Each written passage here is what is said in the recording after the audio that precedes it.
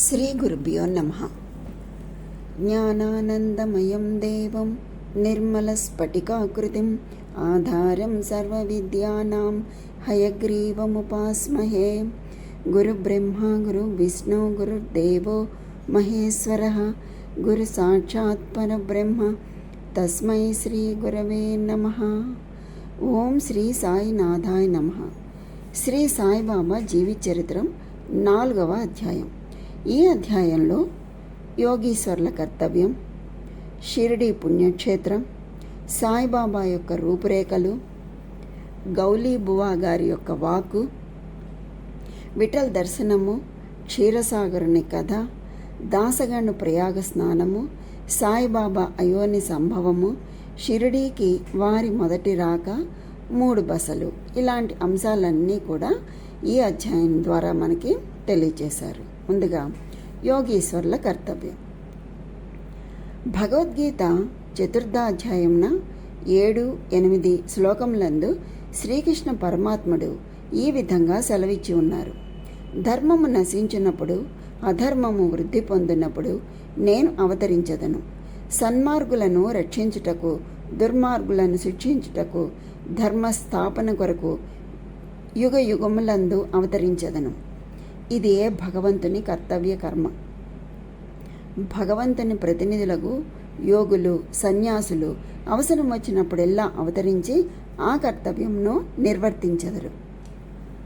ద్విజులకు బ్రాహ్మణ, క్షత్రియ, వైశ్య జాతుల వారి హక్కులను అపహరించినప్పుడు, మత గురువులను గౌరవించక అవమానించినప్పుడు, ఎవరునూ మతబోధలను లక్ష్య పెట్టనప్పుడు, ప్రతివాడును గొప్ప పండితుడు అని అనుకొనున్నప్పుడు, జనులు నిషిద్ధాహారములు తాగుడుకు అలవాటు పడినప్పుడు, మతము పేరుతో కాని పనులు చేయనప్పుడు, వేర్వేరు మతముల వారు తమలో తాము కలహించినప్పుడు, బ్రాహ్మణులు సంధ్యావందనం మానినప్పుడు, సనాతనులు తమ మతాచారములు పాటించనప్పుడు, ప్రజలు ధన దారా సంతానములే జీవిత పరమార్థముగా భావించి మోక్ష మార్గమును మరచినప్పుడు, యోగీశ్వరులు ఉద్భవించి వారి వాక్కాయ కర్మలచే ప్రజలను సవ్య మార్గమున పెట్టి వ్యవహారములు చక్కదిద్దుదురు.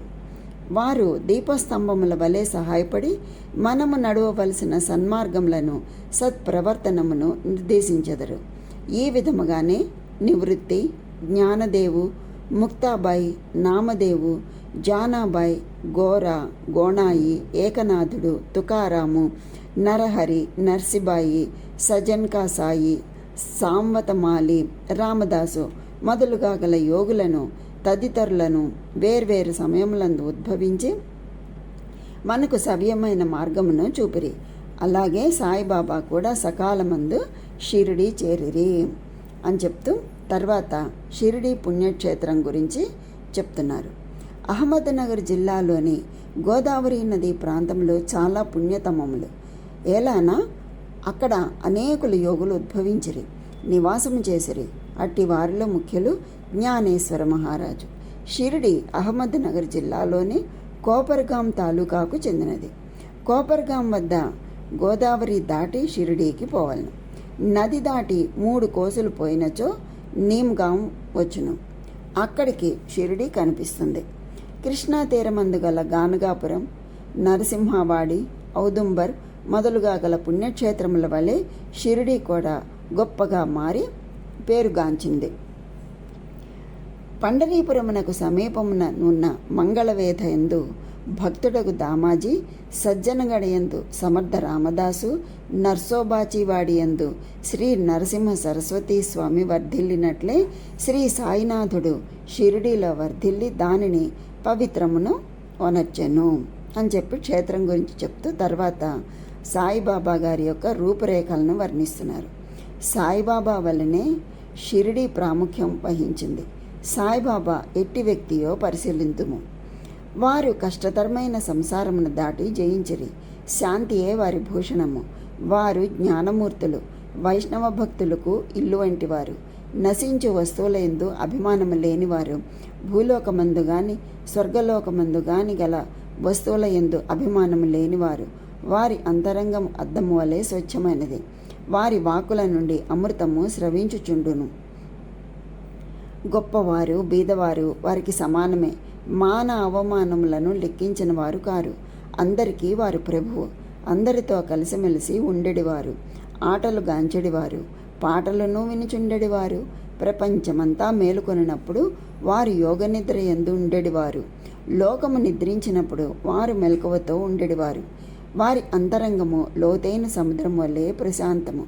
వారి ఆశ్రమము, వారి చర్యలు ఇదమిద్దముగా నిశ్చయించుటకు వీలు కానిది. ఒకచోటనే కూర్చుండున్నప్పటికీ ప్రపంచమందు జరుగు సంగతులన్నీ వారికి తెలియను. వారి దర్బారు ఘనమైనది.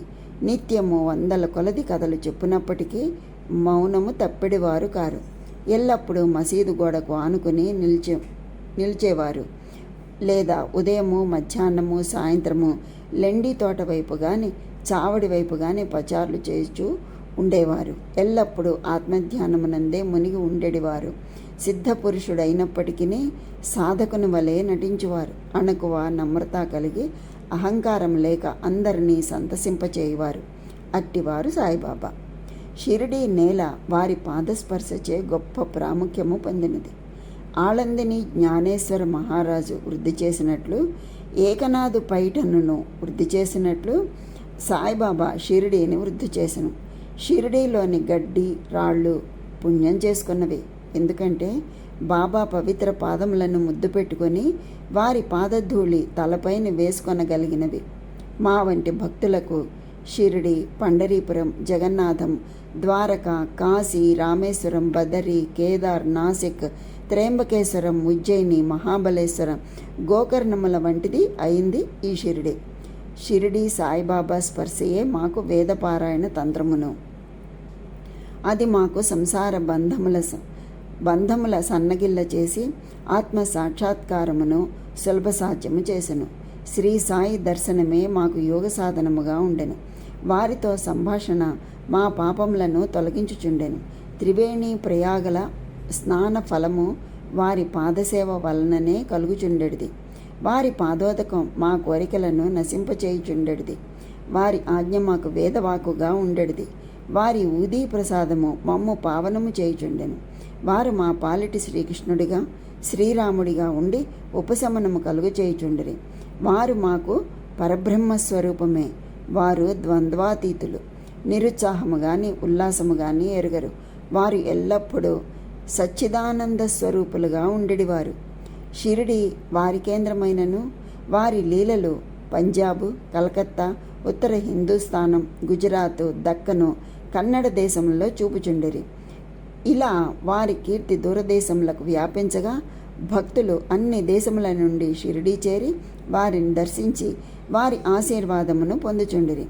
వారి దర్శన మాత్రముననే భక్తుల మనములు వెంటనే శాంతి వహించుచుండెడిది. పండరీపురమునందు విఠల్ రఖుమాయిని దర్శించినచో భక్తులకు కలిగడి ఆనందము షిరిడీలో దొరుకుచుండెడిది. ఇది అతిశయోక్తి కాదు. ఈ విషయం గురించి భక్తుడొకడు చెప్పినదే గమనింపుడు అంటూ ఒక విషయాన్ని చెప్తున్నారు. అదే గౌలీభువ అభిప్రాయం అన్నమాట. అదేంటంటే 95 సంవత్సరముల వయసు గల గౌలీభువ అను వృద్ధ భక్తుడొకడు పండరీ యాత్ర ప్రతి సంవత్సరం చేయువాడు. 8 మాసములు పండరీపురం అందును, మిగతా 4 మాసములు అంటే ఆషాఢం మొదలు కార్తీకం వరకు గంగానది ఒడ్డునను ఉండేవాడు. సామాను మోయుటకు ఒక గాడిదను తోడుగా ఒక శిష్యుణ్ణి తీసుకుపోయేవాడు. ప్రతి సంవత్సరము పండరీ యాత్ర చేసుకుని షిరిడీ సాయిబాబా దర్శనమునకై వచ్చేవాడు. అతడు బాబాను మిగుల ప్రేమించేవాడు. అతడు బాబా వైపు చూచి ఇట్లను, వీరు పండరీనాథుని అవతారమే. అనాథల కొరకు, బీదల కొరకు వెలసిన కారుణ్యమూర్తి. గౌలీభువ విఠోబాదేవుని ముసలి భక్తుడు. పండరీ యాత్ర ఎన్నిసార్లు చేసినో వీరు సాయిబాబా పండరీనాథుని అవతారము అని నిర్ధారణ పరిచిరి.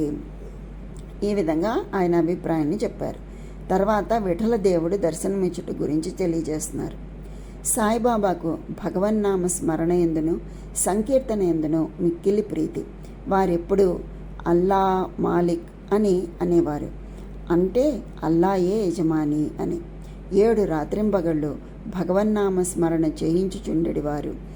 దీనినే నామ సప్తాహమందురు. ఒకప్పుడు దాసగణ మహారాజును నామ సప్తాహమును చేయమన్నది. సప్తాహం ముగినాడు విఠల్ దర్శనము కలుగునని వాగ్దానమిచ్చినచో నామ సప్తాహమును సెలిపెదనని దాసగను జవాబిచ్చను. బాబా తన గుండెపై చేవేసి తప్పనిసరిగా దర్శనమిచ్చును. కానీ భక్తుడు భక్తి ప్రేమలతో ఉండవలెను. డాకూర్నాథ్ యొక్క డాకూర్ పట్టణము, విఠల యొక్క పండరీపురము, శ్రీకృష్ణుని ద్వారకా పట్టణము ఇక్కడనే అనగా షిరిడీలోనే ఉన్నవి. ఎవరునూ ద్వారకకు పోవలసిన అవసరము లేదు. విఠలుడు ఇక్కడనే ఉన్నాడు. భక్తుడు భక్తి ప్రేమలతో కీర్తించినప్పుడు విఠలుడు ఇక్కడికినే అవతరించును అని చెప్పెను.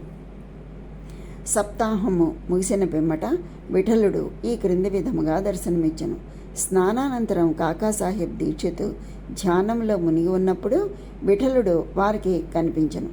కాకా మధ్యాహ్న హారతి కొరకు బాబా వద్దకు పోగా తేట తెల్లముగా బాబా ఇట్లడిగెను, విఠలు పాటీలు వచ్చినాడా?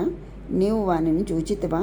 వాడి మిక్కిలి పారుబోతు, వానిని దృఢముగా పట్టుము, ఏమాత్రము అజాగ్రత్తగా ఉన్నను తప్పించుకుని పారిపోవును అని అడిగాను. ఇది ఉదయమున జరిగింది. మధ్యాహ్నం ఎవడో పటములను అమ్మేవాడు 25-30 విఠోబా ఫోటోలను అమ్మకమునకు తెచ్చెను. ఆ పటము సరిగ్గా కాకాసాహెబ్ ధ్యానములో చూసిన దృశ్యముతో పోలి ఉండెను. దీనిని చూసి బాబా మాటలు జ్ఞాపకమునకు తెచ్చుకొని కాకాసాహెబ్ ఆశ్చర్యానందములలో మునిగెను. విఠోబా పటమును ఒకటి కొని పూజామందిరంలో ఉంచుకొనెను. తర్వాత భగవంతరావు క్షీరసాగరుని కథ చెప్తున్నారు. విఠల పూజ యందు బాబాకెంత ప్రీతియో భగవంతరావు క్షీరసాగరుని కథలో విశదీకరింపబడినది. భగవంతరావు తండ్రి విఠోబా భక్తుడు. పండరీపురమునకు యాత్ర చేయుచూ ఉండేవాడు. ఇంటి వద్ద కూడా విఠోబా ప్రతిమను ఉంచి దానిని పూజించేవాడు. అతడు మరణించిన పిమ్మట వాని కొడుకు పూజను, యాత్రను, శ్రాద్ధమును అన్నీ మానెను. అంటే ఏమీ చేయట్లేదన్నమాట. ఎవరు ఆ విఠోబా ప్రతిమను పూజించే అతని తండ్రి భగవంతరావు వెళ్ళిపోయిన తర్వాత ఆయన కొడుకు వాటన్నింటినీ మానేశాడు. భగవంతరావు షిరిడి వచ్చినప్పుడు బాబా వాని తండ్రిని జ్ఞప్తికి తెచ్చుకొని, వీని తండ్రి నా స్నేహితుడు కాన వీనిని ఇక్కడకు ఈడ్చుకొని వచ్చితిని. వీడు నైవేద్యం ఎన్నడూ పెట్టలేదు. కావున నన్నును విఠలుని కూడా ఆకలితో మార్చినాడు. అందుచేత వీనిని ఇక్కడకు తెచ్చితిని. వీడు చేయనది తప్పని బోధించి చివాట్లు పెట్టి తిరిగి పూజ ప్రారంభించినట్లు చేసేదను అని చెప్పారు. అంటే ఈ భగవంతరావు అతను తండ్రి చనిపోయిన తర్వాత చేయవలసినవన్నీ చేయడం మానేశాడనమాట. అందువల్ల బాబా గారు అతనికి చివాట్లు పెట్టి మళ్ళీ వాటినన్నింటినీ చెయ్యాలి, తిరిగి పూజ ప్రారంభించినట్లు చేసేదను అని చెప్పి వాటన్నింటినీ కూడా మళ్ళీ తిరిగి చేసే విధంగా ఆయన చేశారన్నమాట. ఆ తర్వాత ప్రయాగ క్షేత్రంలో దాసగను స్నానం. గంగా నది, యమునా నది కలియు చోటునకు ప్రయాగ అని పేరు.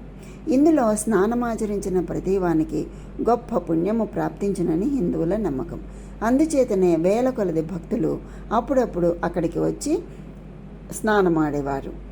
దాసగను అక్కడికి పోయి స్నానము చేయవలను అని మనసును తలుచుకున్నాం. బాబా వద్దకే అనుమతించమని అడిగాను. అందుకు బాబా ఈ విధంగా జవాబిచ్చాను, అంత దూరం పోవాల్సిన అవసరమే లేదు. మన ప్రయాగ ఇక్కడనే కలదు. నా మాటలు విశ్వసింపము. ఇట్లాను అంతలో అంటే ఇలా అనేంతలోనే ఆశ్చర్యములకన్నింటికంటే ఆశ్చర్యమైనటువంటి ఒక వింత జరిగింది. అదేమిటంటే దాసగణ మహారాజు బాబా పాదములపై శిరస్సు నుంచిన వెంటనే అంటే అనుమతించమని కాళ్ళ మీద పడి నమస్కరించాడనమాట. ఆ పాదాల మీద పడి నమస్కరించిన వెంటనే బాబా 2 పాదముల బొటనవేళ్ల నుంచి గంగా యమున జలములు కాలువలుగా పారెను. ఈ చమత్కారమును దాసగను చూచి ఆశ్చర్య నిమగ్నుడై భక్తి ప్రేమలతో మైమరచి కంట తడిపెట్టుకొనెను. ఆంతరిక ప్రేరణతో బాబాను వారి లీలలను పాట రూపంగా వర్ణించి పొగిడెను. ఆ తర్వాత బాబా అయోని సంభవుడు, షిరిడి మొట్టమొదటి ప్రవేశం, ఇవన్నీ కూడా ఇప్పుడు తెలియజేస్తున్నారు. అదేమిటంటే సాయిబాబా తల్లిదండ్రుల గురించి కానీ, జన్మం గురించి కానీ, జన్మస్థానమును గురించి కానీ ఎవ్వరికీ ఏమీ తెలియదు. పెక్కుసార్లు కనుగొనుటకు ప్రయత్నం చేశారు. పెక్కుసార్లు ఈ విషయం బాబాను ప్రశ్నించిరి. కానీ ఎట్టి సమాధానము కానీ, సమాచారము కానీ పొందలేకుండిరి. నామదేవు, కబీరు సామాన్య మానవుల వలె జన్మించి ఉండలేదు. ముత్యపు చిప్పలలో చిన్న పాపల వలె చిక్కిరి. నామదేవుడు భీమరథి నదిలో గొణాయికి కనిపించెను. కబీరు భాగీరథి నదిలో తమాలకు కనిపించెను. అట్టిదే సాయి జన్మ వృత్తాంతం. భక్తుల కొరకు 16 ఏండ్ల బాలుడిగా షిరిడీలోని వేప చెట్టు కింద అవతరించెను. బాబా అప్పటికే బ్రహ్మజ్ఞానిగా కనిపించెను. స్వప్నావస్థయందైనను ప్రపంచ వస్తువులను కాంక్షించేటివారు కాదు. మాయను తన్నెను. ముక్తి బాబా పాదములను సేవించుచుండెను. నానా చౌదారు తల్లి మిక్కిలి ముసలిది. ఆమె బాబాను ఈ విధంగా వర్ణించినది: ఈ చక్కని చురుకైన అందమైన కుర్రవాడు వేప చెట్టు కింద ఆసనములో ఉండెను.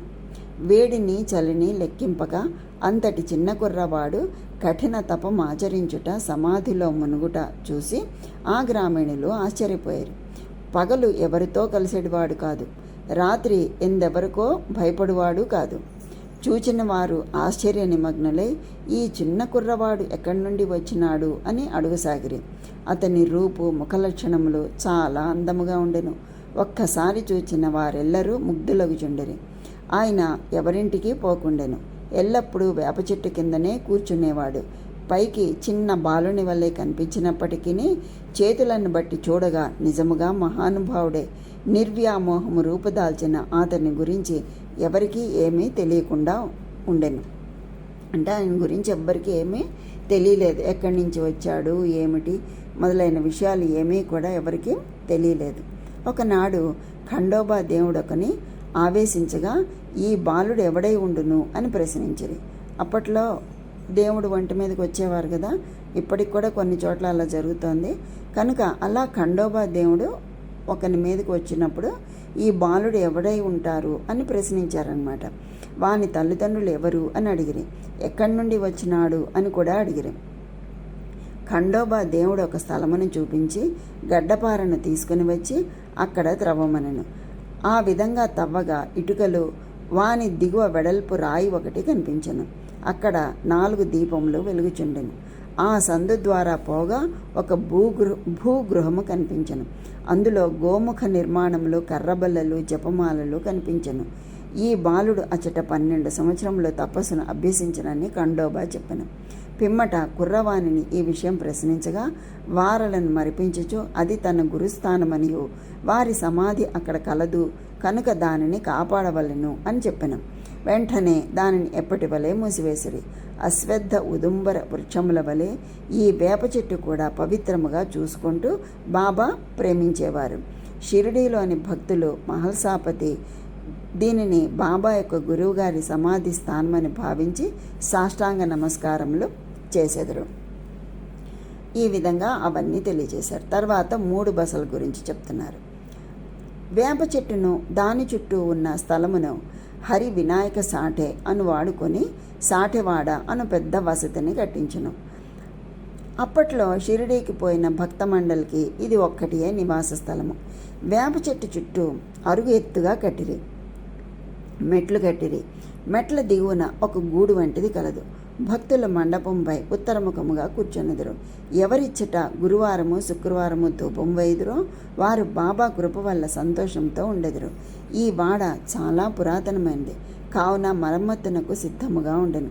తగిన మార్పులు మరమ్మతులు సంస్థానము వారు చేసిరి. కొన్ని సంవత్సరముల పిమ్మట ఇంకొకటి దీక్షిత్ వాడ అను పేరుతో కట్టిది. న్యాయవాది కాకాసాహెబ్ దీక్షిత్ ఇంగ్లాండ్కు పోయి అక్కడ రైలు ప్రమాదమున కాలు కుంటుపడెను. అది ఎంత ప్రయత్నించినను బాగు కాలేదు. తన స్నేహితుడకు నానాసాహెబ్ చాందోర్కర్ షిరిడీ సాయిబాబాను దర్శించమని సలహా ఇచ్చెను. 1909వ సంవత్సరంన కాకా బాబా వద్దకు పోయి కాలు కుంటితనము కన్నా తన మనస్సులోని కుంటితనమును తీసివేయమని బాబాను ప్రార్థించెను. బాబా దర్శన మాత్రమున అమితానంద భరితుడై షిరిడీలో నివసించుటకు నిశ్చయించుకొనెను. తన కొరకును ఇతర భక్తుల కొరకును పనికి వచ్చే విధంగా ఒక వాడను నిర్మించెను.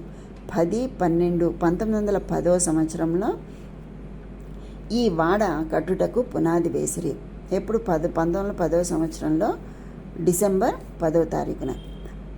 ఆనాడే 2 ముఖ్యమైన సంఘటనలు జరిగెను. అవేంటంటే, దాదాసాహెబ్ కాపర్దేకు తన ఇంటికి పోవటానికి బాబా సమ్మతి దొరికింది. చావడిలో రాత్రి హారతి ప్రారంభమయ్యను. దీక్షితవాడ పూర్తి కాగానే 1911 సంవత్సరంలో శ్రీరామనవమి సమయమందు శాస్త్రోక్తంగా గృహప్రవేశం జరిపిరి. తర్వాత కోటీశ్వరుడును నాగపూర్ నివాసి అయినటువంటి బుట్టి మరి ఒక పెద్ద రాతి మేడను నిర్మించను. చాలా ద్రవ్యము దీని కొరకు వెచ్చించను. ద్రవ్యమంతయు దానికై సవ్యముగా వినియోగపడెను. ఏలానా అంటే, ఎందుకంటే బాబాగారి భౌతిక శరీరము అందులో సమాధి చేయబడినది. దీనినే సమాధి మందిరం అందురు. ఈ స్థలంలో మొట్టమొదట పూల తోట ఉండెను. ఆ తోటలో బాబాయే తోటమాలిగా మొక్కలకు నీళ్లు పోయట మొదలగునవి చేసేవారు. ఈ విధంగా 3 వాడాలు అంటే వసతి గృహములు కట్టబడెను. అంతకుముందు ఇక్కడ ఒక్క వసతి గృహము కూడా లేకుండా ఉండెను. అన్నింటికంటే సాటివాడ చాలా ఉపకరించుచూ ఉండెను అని చెప్పి వాటి గురించి తెలియచేశారు. ఇక్కడితో హేమాడ్ పంత్ గారు ఈ అధ్యాయాన్ని పూర్తి చేశారు. కానీ మనం ఇంకొక చిన్న విషయాన్ని చెప్పుకుని దీన్ని పూర్తి చేసుకున్నాం. అదేంటంటే, నేవాస్కర్ ఇంటికి బాబా పాము రూపంలో వచ్చారా అన్నది మనం తెలుసుకోబోయే మరో చిన్న విషయం. అదేంటంటే, నేవాస్కర్ అనే బాబా భక్తుని కోసం మనం సచ్చరిత్రలో చదువుకున్నాం. అది వస్తుంది మనకి ముందు. అతన్ని బాబా ఎంతగానో ప్రేమించేవారు. ఒకరోజు నేవాస్కర్ ఇంటికి ఒక పెద్ద సర్పం వచ్చింది. గోశాలలో ప్రవేశించడం షిరిడీ ప్రజలు గమనించి నేవాస్కర్ను హెచ్చరించారు. కానీ నేవాస్కర్ ఏమాత్రం భయపడలేదు. ఆ సర్పం ఉన్న చోటికి వెళ్ళి దగ్గరగా కూర్చుని, బాబా, ఎందుకు ఈ రూపంలో వచ్చావు? చూడు, నిన్ను ఈ రూపంలో చూసి నీ బిడ్డలు భయపడుతున్నారు. ఇదిగో ఈ పాలు తాగి వెళ్ళు సాయి అని వేడుకోగా ఆ సర్పం వచ్చి పాలు తాగి అక్కడి నుంచి వెళ్ళిపోయింది. దానితో అందరూ శాంతించారు. అయితే ఇక్కడ బాబా పాము రూపంలో నేవాస్కర్ ఇంటికి వచ్చారా?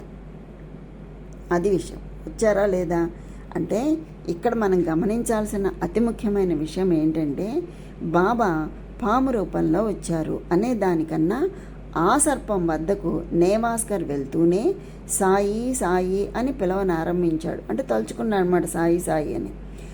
ఆ నామం విన్న ఆ సర్పం బాబా నామాన్ని వినడంతోనే ఆ సర్పంలోని సహజ గుణాన్ని కోల్పోయి సాత్వికమైన గుణం ప్రేరేపించబడి పాలు తాగి వెళ్ళిపోవడం జరిగింది.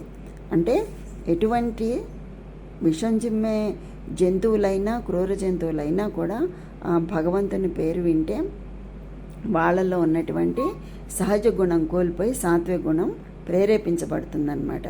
ఇది భగవంతుని మహిమ, ఆ సద్గురుని యొక్క మహిమ. అంటే ఆ పాము తన సహజ గుణాన్ని కోల్పోయి సాత్వికమైన గుణం ప్రేరేపించబడి పాలు తాగి వెళ్ళిపోవడం జరిగింది అనే సత్యాన్ని మనం గ్రహించాలి. బాబా తత్వాన్ని బట్టి బాబా అలా ఓ సర్పరూపంలో వచ్చి తన బిడ్డలను భయపెట్టరు కదా. బాబా నామం వినడం వల్ల భయంకరమైన విష జంతువు కూడా తన చెడు గుణం కోల్పోయింది.